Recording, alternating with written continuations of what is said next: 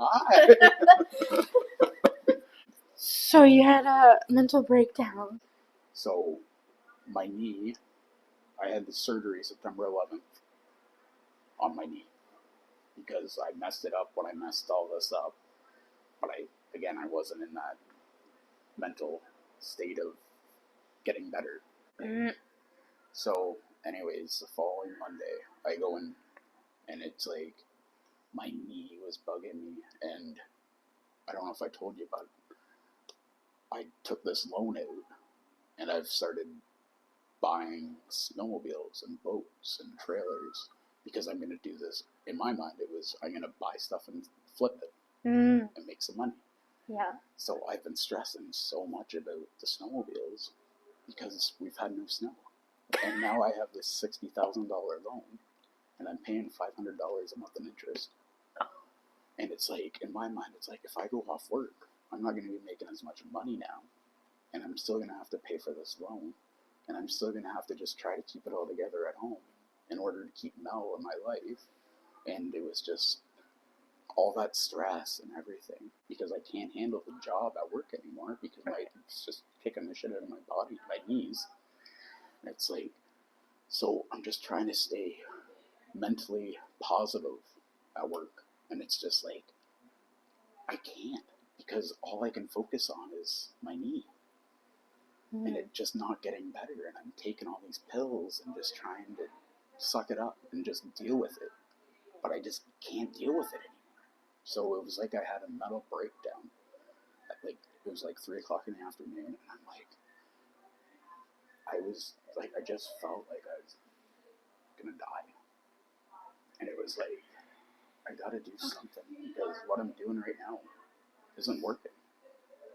Like I can't keep continuing living this way of life. And it's like, it was like a realization or a mental breakdown, whatever it was. It all checks out.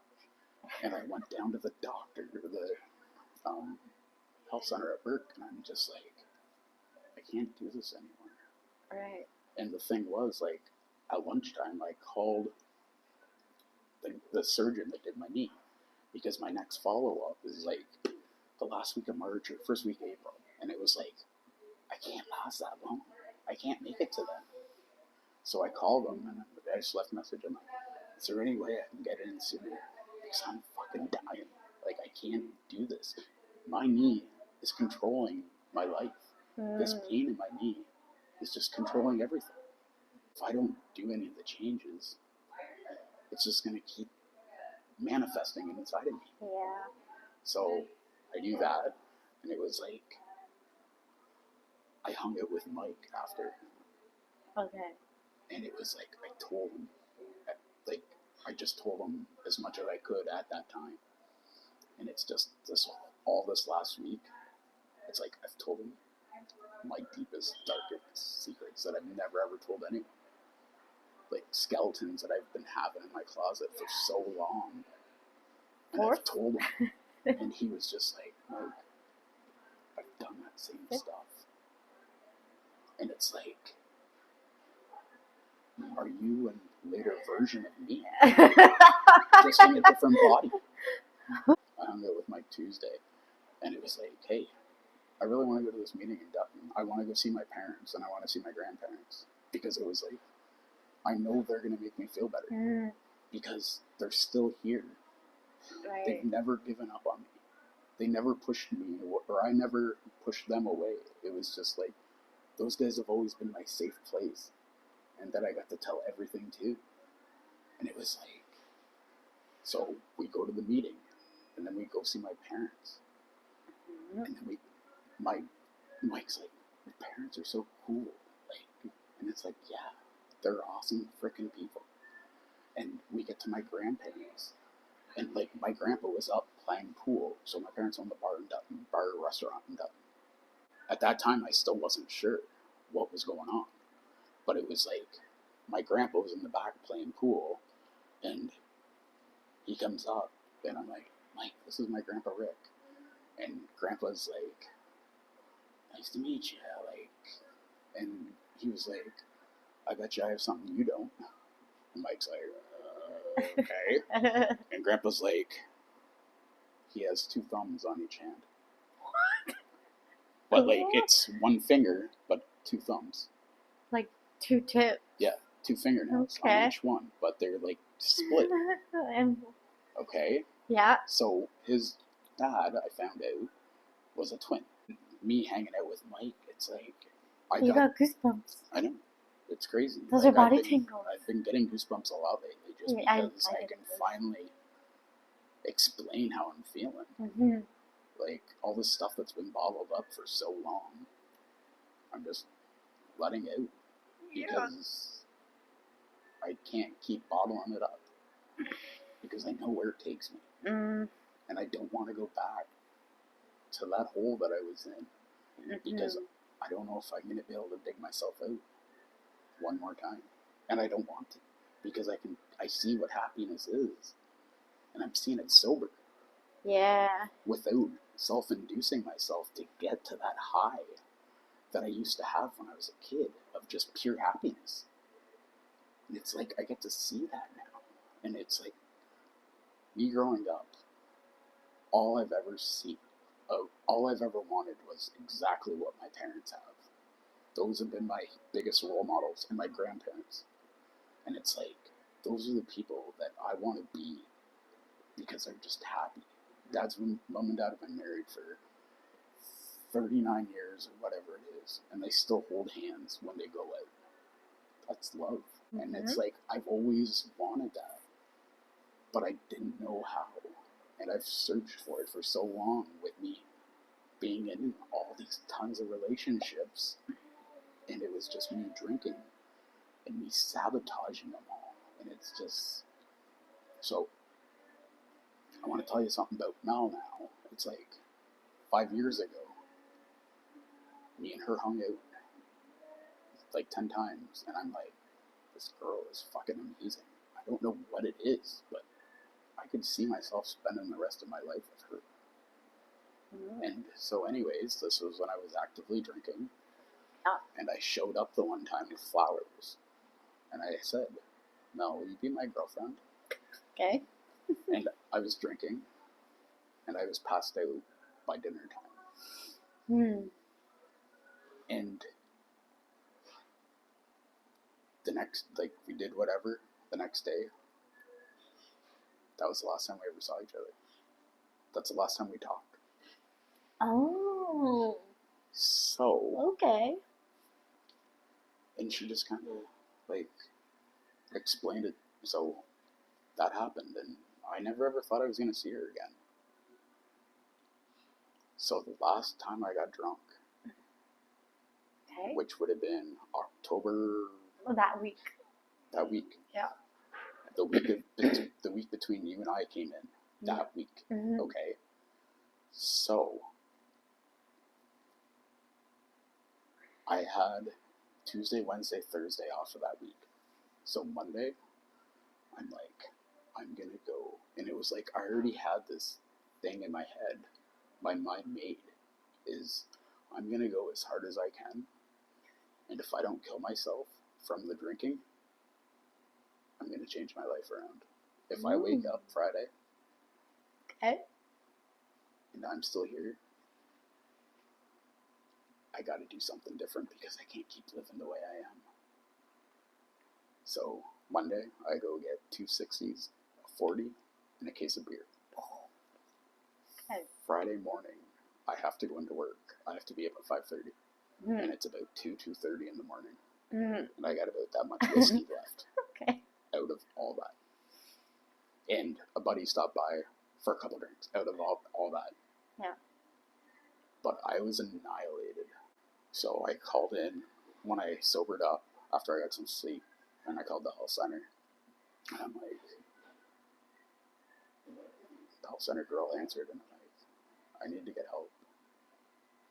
And she's like, well, what for? I'm like, alcohol. And she did all the stuff, and she sent it off to Homewood. And then within the next couple of days, I heard from Homewood. It was like, I know I've needed the help for a long time. Right. But it was like, I wasn't ready. Right around that same time, I decided I've talked to a few guys at work, and they told me about Guelph. And in my head, rehab was like a jail, right? In there at dark or what, at nighttime, bars closed. Because I'm thinking it's like a jail. Right. But it was so neat to go and cool. I didn't want to leave because I was in this bubble of safety. Yeah. And I just felt so safe in there. But I knew I was only going to go once. So I asked for that. I asked for an extra week because it's like, I'm here and I want to take in everything I can. And those first week or two, I don't think I was understanding everything. Mm-hmm. So I asked my counselor, I'm like, is there any way I can get another week? Just because I'm not coming back. There's no relapse in my future.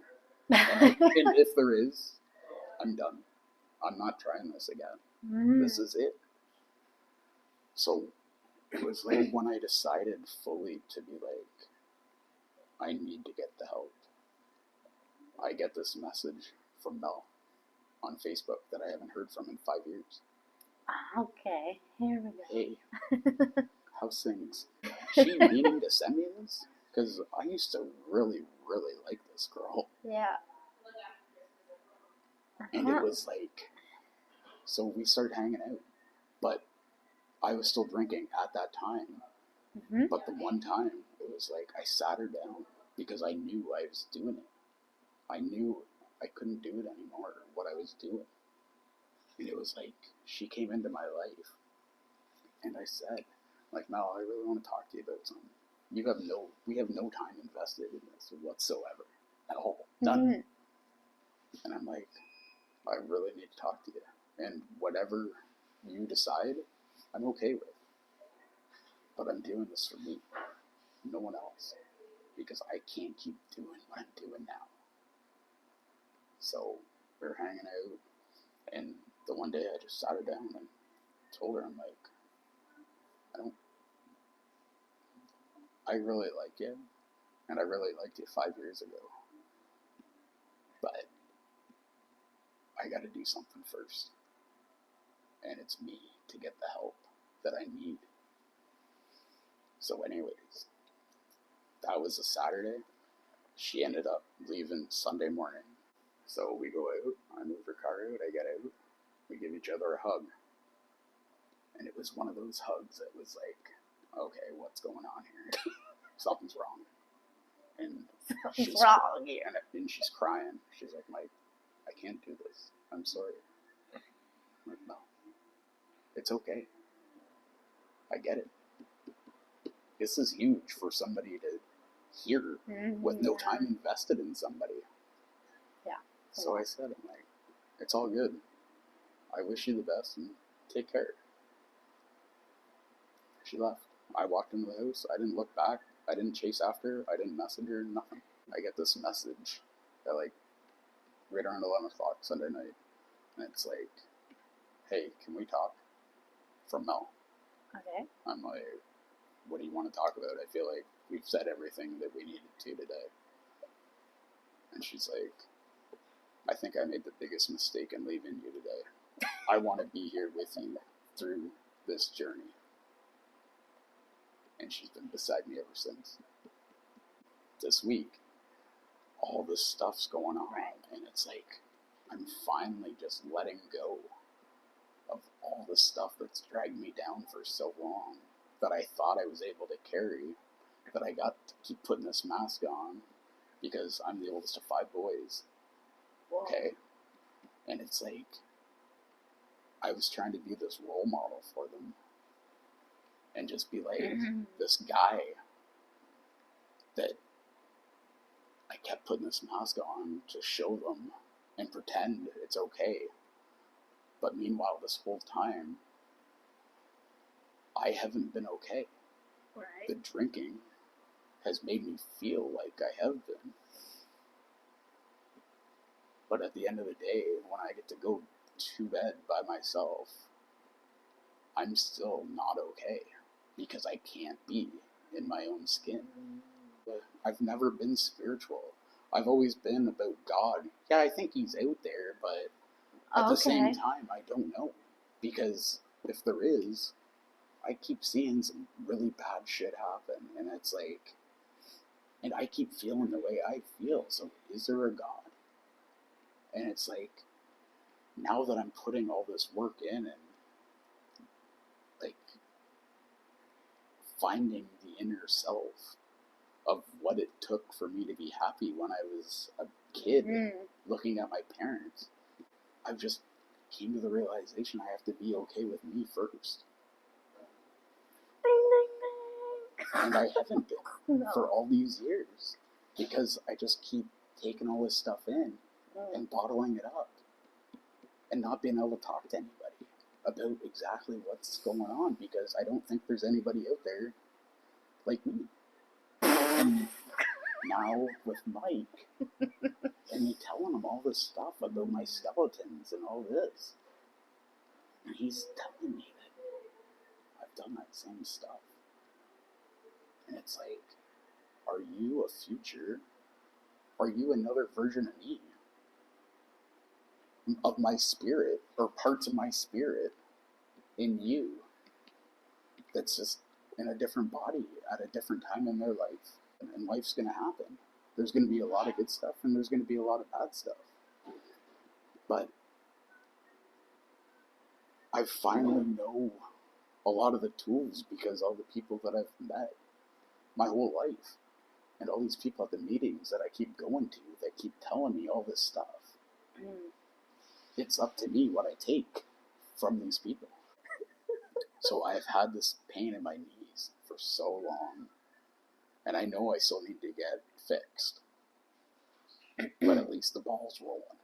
And it's, so me and Mel had to put the baby gate up downstairs in the basement because we've moved the litter box and the dogs keep eating the shit out of the litter box. So we're putting this baby gate up, and I'm just sitting there on the ground. And it was like I was having this such good stretch in my knee. And I just said to Mel, there was something going on.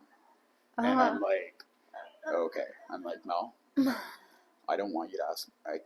Can you just be here for me right now in this moment? Whatever is happening, I don't know what it is.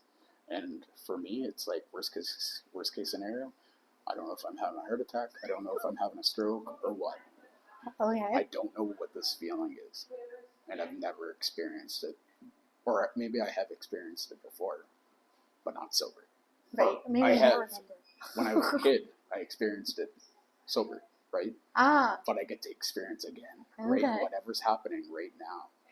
I just had this feeling in my body, and it was just like this stretch. I'm doing that, and I'm like, I feel high. Like a high, and I can't control what's going on. But it feels so amazing. And then I'm like, okay, can you just put your foot right here on me? So I'm doing this other stuff with the stretching. Mel went upstairs because she had to grab a screwdriver or whatever because I'm like, I don't want to get off the floor because I'm enjoying whatever's happening right now. Right? So she goes upstairs, gets whatever, and she comes back down. Within like a minute and a half, Amy comes in the door, and I told Amy, I'm like, don't say anything to the dogs, just be quiet. So Mel looks up and she sees the door open. She's like, oh, I must have forgot the door. I must not have locked the door properly or shut the door. And she sees Amy and she just gives me like that smile of just like,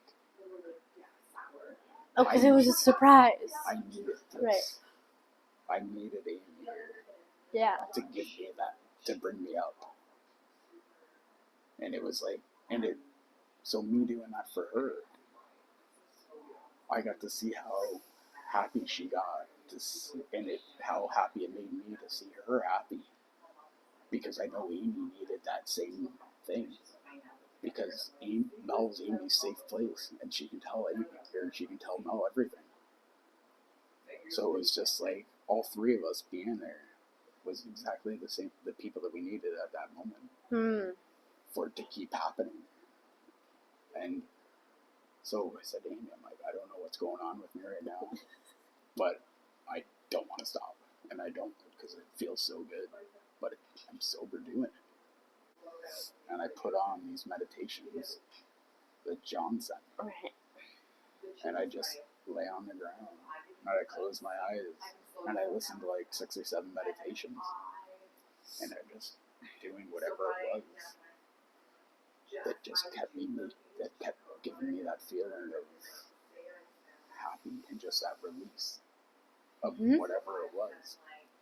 So back a few months ago, I don't know what happened with my big toe, but my toenail is like 3/4 black, so it's ready to fall off. It's just been, but my knee has been just killing me so much for a long time.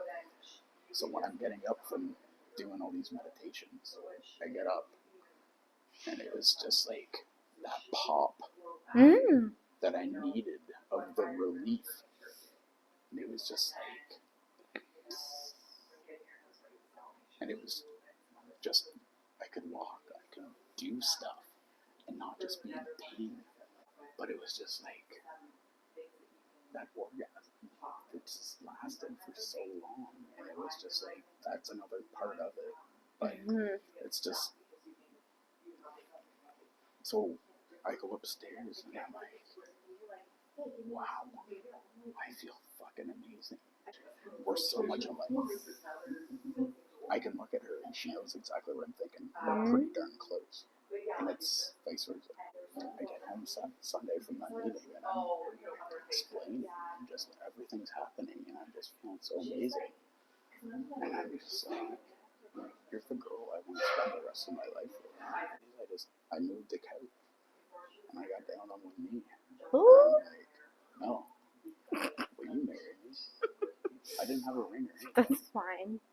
But it was like, it's that moment. And it was so cool, because I'm like, I'm using, if mom and dad show up at me doing all this talking, that's my sign of, you're not the right person. But they showed up at the end of it within like 2 minutes.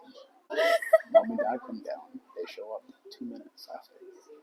And That's wild. I'm just so happy, and I'm like, so, just ask Mel to marry me.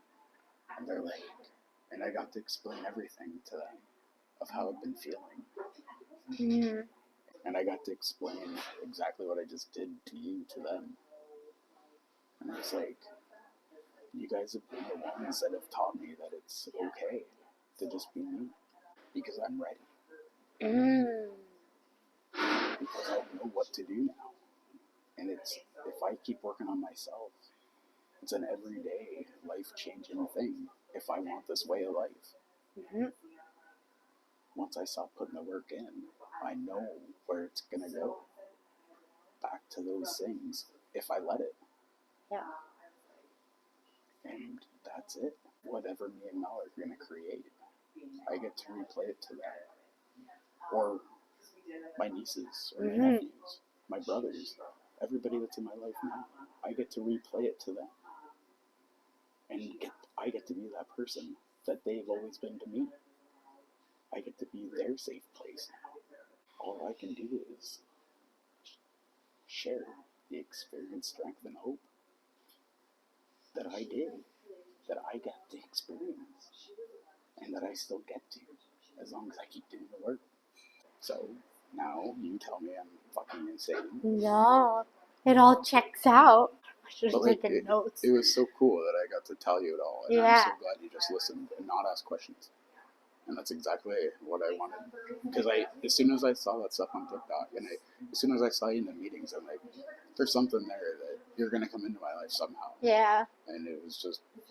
I kind of felt like that when we first came in. But you weren't ready, I think, obviously.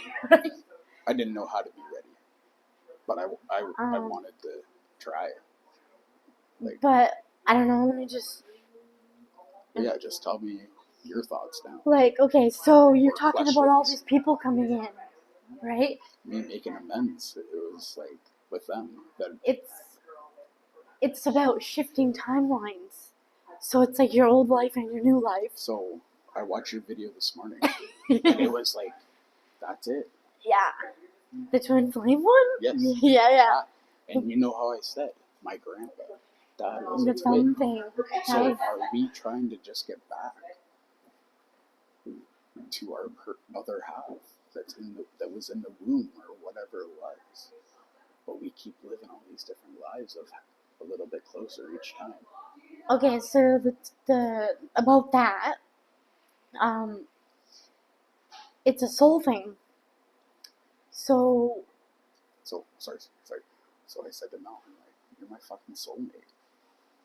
we have Which lots it of could be, soulmates. but yeah, like I think you could be one of them, and it's just all what the I'm people gonna are. do. So about the twin flame thing, the story goes that in the soul world, whatever that is,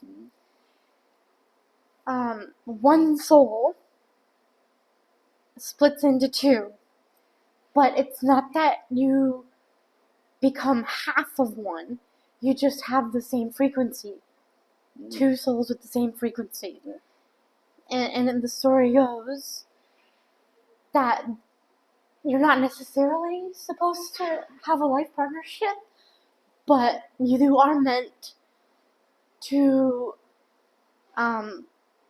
sort of assist each other on your healing journey. And then if you take it further,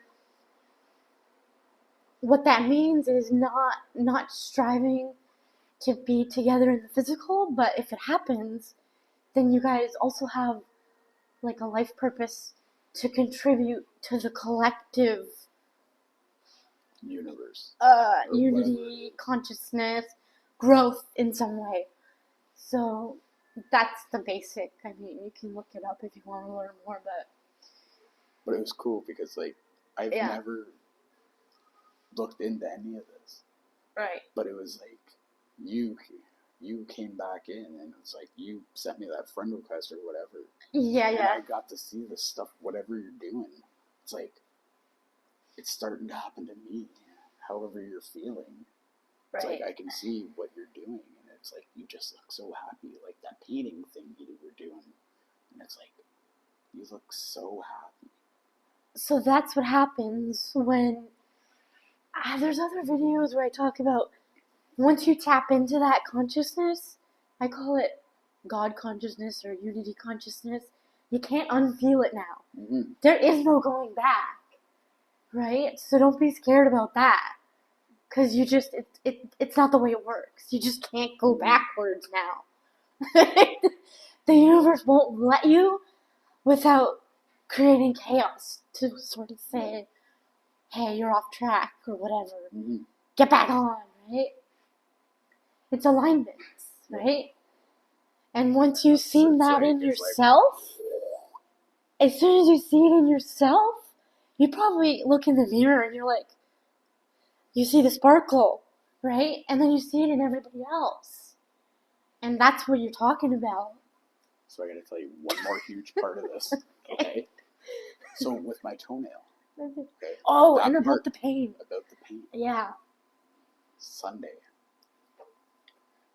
We're getting ready to go out for dinner because Dad's like, let's go celebrate your guys' engagement. Yep. Okay. Like, okay, let's do this. I'm putting jeans on. My toenail gets caught and rips. Oh. Is that pain just fully going? Right. All that stuff that I've been carrying for so long. It was like a confirmation. It's still there because like I have to just like it has rest. It's still hanging. Grow in, but like and replace itself. You can see the growth, and it's like, is this giving me the chance to? It's a metaphor. Do my life in the right way because I'm ready to take that next step. Oh, that's exactly what I would think, and those are the things you notice now, so right? With Mika, my oldest dog, okay. I'm looking in the spirit shit. It's like, are they just another version that's coming, but just in a different body? And so, outside playing with Mika, or she was out with us doing the snowmobiles, she ends up breaking her one claw that's on the same foot, the same nail. That outer shell broke off, and now all you can see is that little bit of quick hanging there. Yeah. What's the chances of that happening within 24 hours of each other? Well, once you're into this frequency, that shit happens all the time. Especially because I feel like the universe just wants to make sure that you know, right? Like, don't forget. But the pain, okay. So I've been talking to Mike about his hip since he was having struggles with healing, right? Another part about that, him and I both limp around. Yeah. And Don was my first sponsor. Is he another version of us? Well, because he's we're all versions of each other, right? We're mirrors. Because I see so much of me, or stuff like. Yeah. But I'm sorry for interrupting. No, it's fine. So after I had Simon, I had a back injury, and long story short is I went through all the medical tests and drugs, and I couldn't walk for a year. Mm-hmm. And I hadn't started doing any of the work yet. Were you drinking still? Oh yeah. Okay. But while I was basically bedridden, I couldn't really drink much. Maybe one tall can my partner at the time would bring home. Yeah. And that's all I could do. Because I couldn't hide it, right? Right. But, so, like, I somehow realized that I had to start doing some work. And then when I did start doing a little bit, I got into acupuncture, and then slowly I got my mobility back, is basically the story, right? Because the trauma is in the body until you start looking at your demons, is kind of how I rationalize it. And there's so much research and science now about this being done. Because 10 years ago, people think you're crazy. What? And I told this to Michael. I'm like, why is it taking so long for you to heal? Is there some stored trauma in there? He's like, I don't know, maybe. Right? And maybe you're helping him to get rid of some of that. Just by talking, and he looks like he's walking better, compared to like 6 months ago. So, and the pop and the orgasm you're talking about, I think it sounds like a Kundalini awakening. A what? Kundalini. Look it up, or I'll make some notes, like a debrief, right? And I'll try and remember, because that's exactly what it sounds like. Am I crazy? No, you're not crazy. You're on the path, the conscious path. We're all on the path, but it's unconscious until it becomes conscious. So you're gonna see so much shit start happening. I mean, you already did. All this stuff happening, it's like, I feel like this is what it would be like for somebody coming out with their sexuality. Mm-hmm. How hard it is to just be like accepted. And like, I don't know if Mike ever told you, but his one kid came out at 14. Mm-hmm. And it's like, I feel like maybe that's how he felt now. But all Mike did was like, I'm so fucking proud of you. There was no judgment. He accepted him for him. Very cool. Like, so how do you feel? Good. Yeah. Great. And I'm so glad I got to talk to you. Like, I was kind of nervous that it was gonna be like a build up to like something heavy and gross and dark, but it was the opposite. Yeah. So that's cool. Goosebumps again. Yeah, those are spirit. Those are your guides confirming. That's angel talk. Those are your wings. You got so many. So I want to tell you something else. So after I came upstairs and was like, "What are you guys getting for food?"